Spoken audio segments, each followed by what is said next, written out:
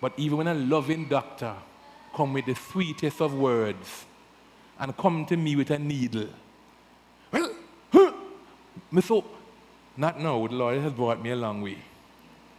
This like a needle bring all kind of fear and cold sweat. I went to the lab to take it, to get some blood, and the lady tell me, "You okay?" I said, "Yeah, I good." She said, "Cause I see you sweating, and in your air condition." True story, over by woods. I tell the woman, "I can pray." She said, "Go right ahead."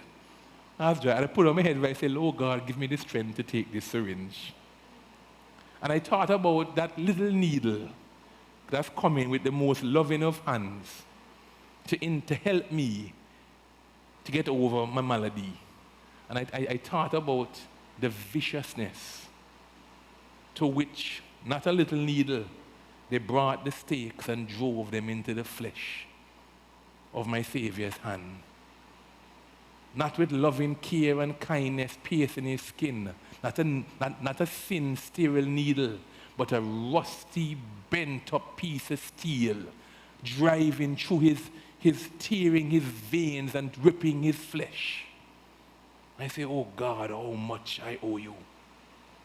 I want you to understand that when these men came to finally, when Satan finally have you in his hands, it's a long time he hates you, long time he wants you, and he finally have you in his hands. It's not with loving care. Boy, they jam them finger and pluck out Samson's eyes. Can you imagine how they're laughing?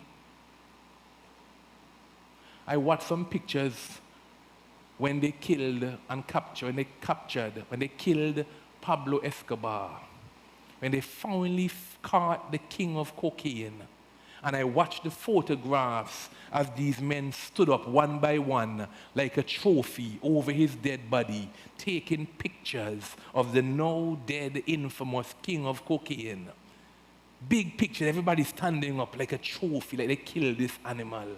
Can you imagine the joy in the Philistines' heart to finally have Samson where they want him? Some of us don't even know behind this, in the spirit realm, how Satan line up with a grin on his face when he catches us in his quarters. And because we get to it time and time and time again, the devil tell you every day gonna be the same. And they pluck out Samson's eyes, tore them from the socket of his head, bound him with fetters, and did grind in the prison house. The blinding, the binding, and the grinding of sin. The blinding, the first thing you can't see. First thing you can't see.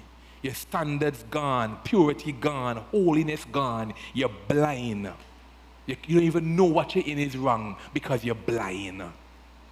Then you're bound. You don't have freedom. The things you don't want to do, you find yourself doing them habitually, over and over again. And the grinding, round and round the mill. 40 years in the wilderness, your life not going nowhere like an animal. That's the posture that Satan wants you and me to be in.